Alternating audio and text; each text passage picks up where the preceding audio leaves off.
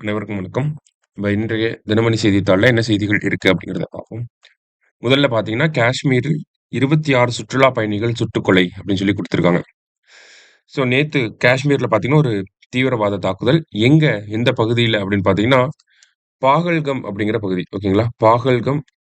பாகல்கம்ல இருக்கக்கூடிய பிரபல சுற்றுலா தலமான பைசரன் வேலி அப்படிங்கிற இந்த இடத்துல தான் நமக்கு இந்த தீவிரவாத தாக்குதல் அப்படிங்கிறது நடைபெற்றிருக்கு. அதாவது பைன் மரக்காடுகள் ஓகேங்களா? பைன் ட்ரீஸ் அதிகமா இருக்கக்கூடிய ஒரு ரீஜியன் தான் பைன் ட்ரீஸ் அண்ட் தென் பனிப்பொழிவு எல்லாமே இருக்கக்கூடிய மிக்ஸ்டா இருக்கக்கூடிய ரீஜியன் தான் இந்த பைஸ்ரன் வேலி சரிங்களா? இந்த ஒரு பகுதிய காஷ்மீர பொறுத்தவரைக்கும் பார்த்தீங்கன்னா, மினி ஸ்விட்சர்லேண்ட் அப்படின்னு சொல்லி சொல்லுவாங்க. நேத்து பார்த்தீங்கன்னா, சுற்றுலா பயணிகள் அந்த ஒரு பகுதியில இருக்கப்ப, அ லஷ்கர் இ தொய்பா அப்படிங்கிற தீவிரவாத அமைப்போடைய துணை அமைப்பான ரெசிஸ்டன்ஸ் ஃப்ரண்ட் அப்படிங்கிற அந்த தீவிரவாத அமைப்பு நம்ம சுற்றுலா பயணிகள் மேல தாக்குதல் நடத்தியிருக்காங்க. கிட்டத்தட்ட 26 சுற்றுலா பயணிகள் இறந்து போயிருக்காங்க. இன்னும் கவுண்ட் இன்கிரீஸ் ஆகுறதுக்கும் வாய்ப்புகள் இருக்கு அப்படிங்கிறத சொல்லியிருக்காங்க. சரியா? ஸோ இதுதான் இந்த செய்தி. ஸோ இந்திய தரப்புல இருந்து பார்த்தீங்க அப்படின்னா, அந்த தீவிரவாதிகள தேடுறதுக்கான தேடுதல் வேட்டை அப்படிங்கிறது தொடங்கப்பட்டிருக்கு. இதுக்கப்புறம் என்ன ஆகும் அப்படிங்கிறத நம்ம பொறுத்து இருந்தா பார்க்கணும். சரியா? அடுத்ததா பார்த்தீங்கன்னா, இன்றைய திருக்குறள்.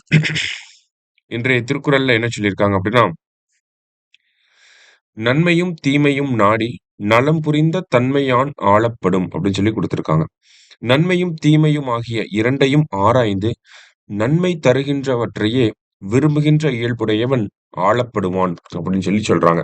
அதாவது ஒரு செயல செய்யறதுக்கு சரியான நபர் யார் அப்படின்னு பார்த்தீங்கன்னா, நன்மை, தீமை 2த்தையும் ஆராய்ஞ்சு நன்மைய மட்டுமே விரும்பக்கூடிய ஒருவன் தான் ஒரு செயல செய்யறதுக்கு சரியான நபராக இருப்பான் அப்படின்னு சொல்லி சொல்றாங்க. திருக்குறள் எண் 511 அதிகாரம் தெரிந்து வினையாடல். சரியா? நெக்ஸ்ட் பார்த்தீங்க அப்படின்னா, பாவேந்தர் பாரதிதாசன் பிறந்த தினம் தமிழ் வார விழாவாக கொண்டாடப்படும் அப்படின்னு சொல்லி குடுத்திருக்காங்க. பாவேந்தர் அவர்களுடைய பிறந்த தினம் அப்படின்னு பார்த்தீங்கன்னா, ஏப்ரல் 29 சரிங்களா? இந்த ஏப்ரல் 29 தமிழ்நாட்டுல பார்த்தீங்கன்னா, கவிஞர்கள் தினமாக தமிழ் போயட்ஸ் டே அப்படின்னு சொல்லி சொல்லுவாங்க. ஓகேங்களா? தமிழ்நாட்டுல கவிஞர்கள் தினமாக கொண்டாடப்படக்கூடிய ஒரு தினம் தான் ஏப்ரல் 29 பாவேந்தர் பாரதிதாசன் அவர்களுடைய பிறந்த தினம். தமிழக முதல்வர் என்ன அறிவிச்சிருக்காரு அப்படின்னா, ஏப்ரல் 29லிருந்து மே 5ஆம் தேதி வரைக்கும் பாவேந்தர் பாரதிதாசனுடைய அந்த பிறந்த தினத்த இந்த தமிழ் வார விழாவாக கொண்டாட போறோம் அப்படிங்கிறத சொல்லியிருக்காங்க. ஓகேங்களா? ஒரு வீக்லி செலிப்ரேஷன் அப்படிங்கிறத பிளான் பண்ணியிருக்காங்க. அடுத்ததா பார்த்தீங்க அப்படின்னா, நமக்கு இந்த பட்ஜெட்டோட தீமா இருந்த ஒரு விஷயம், கருப்பொருளாக இருந்த ஒரு வார்த்தை என்ன அப்படின்னா, எல்லாருக்கும் எல்லாம் அப்படிங்கிற அந்த வார்த்தை. அந்த எல்லாருக்கும் எல்லாம் அப்படிங்கிற வார்த்தையுமே ஆக்சுவலி பார்த்தீங்கன்னா, பாவேந்தர் பாரதிதாசனுடையது. சரியா? எல்லாருக்கும் எல்லாம் என்று இருப்பதான இடம் நோக்கி நடக்கின்றது இந்த வையம் அப்படின்னு சொல்லி அவரோட பாடல் வரிகள்ல இடம் பெற்றிருக்கு. சரியா? அததான் நம்ப திராவிட மாடல்ன்னு கேட்டாலே நம்ம எல்லாருக்கும் எல்லாம் அப்படிங்கிறத சொல்றோம். ஆல் ஃபார் ஆல் அப்படிங்கிறத சொல்றோம்.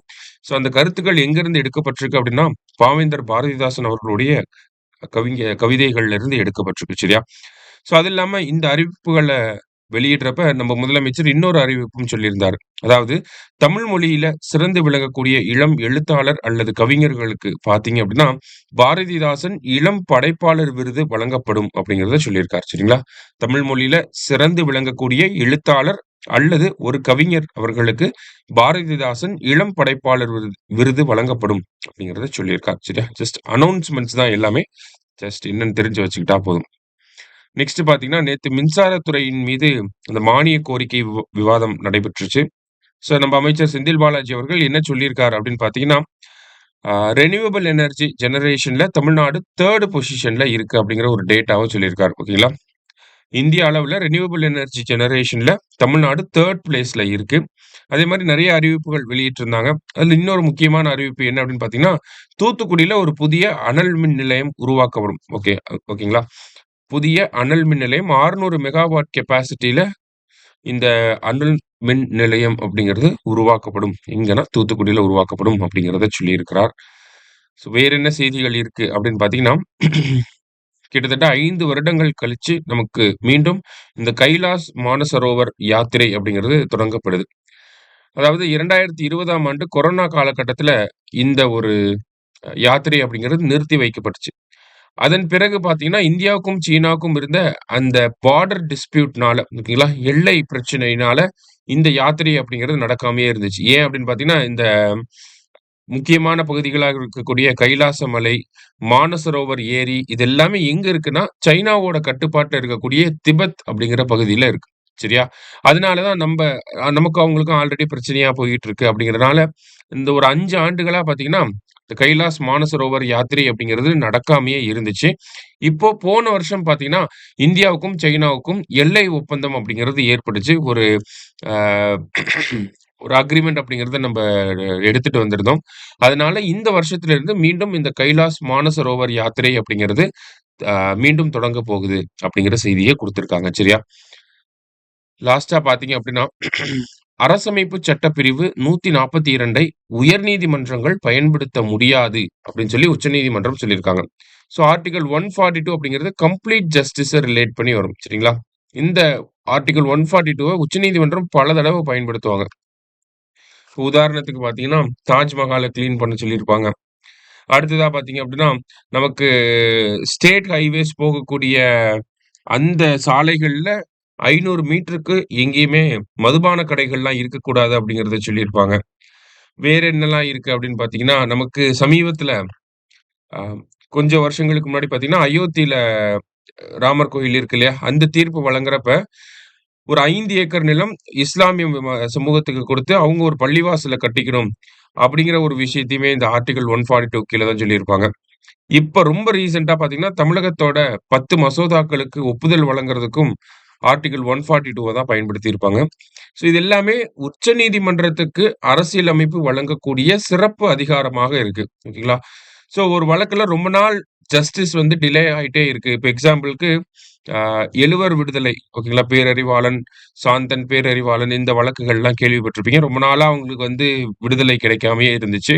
அதுக்கப்புறமா உச்சநீதிமன்றம் என்ன பண்ணியிருப்பாங்கன்னா, ஆர்டிகிள் 142வ பயன்படுத்தி தான் அந்த 7 பேருக்கும் விடுதலை குடுத்திருப்பாங்க. அது மாரி ரொம்ப நாளா ஜஸ்டிஸ் டிலே ஆயிட்டே இருக்கு அப்படிங்கிறப்ப, ஒரு கம்ப்ளீட் ஜஸ்டிஸ வந்து குடுக்கறதுக்காக, அரசியலமைப்பு உச்சநீதிமன்றத்துக்கு வழங்கப்பட்ட ஒரு சிறப்பு அதிகாரம் தான் ஆர்டிகிள் 142. இத உயர்நீதிமன்றங்கள் பயன்படுத்தலாம் அப்படின்னு சொல்லி அரசியலமைப்புல எங்கேயுமே சொல்லப்படல. அப்படி இருக்கப்ப உயர்நீதிமன்றங்கள் இந்த சட்டப்பிரிவு 142 பயன்படுத்தக்கூடாது அப்படிங்கிறத நம்மளுடைய உச்சநீதிமன்றம் அ சொல்லியிருக்காங்க. சரியா? ஸோ அந்த ஒரு விஷயத்த தான் இங்க குடுத்திருக்காங்க. ஸோ மத்தபடி பார்த்தீங்கன்னா, வேற செய்திகள் இவ்வளோதான். ஓகேங்களா? மீண்டும் நாளை செய்தித்தாள் வாசிப்பில் சந்திக்கலாம். நன்றி. சுரேஷ் IAS அகாடமி வெற்றியின் முகவரி.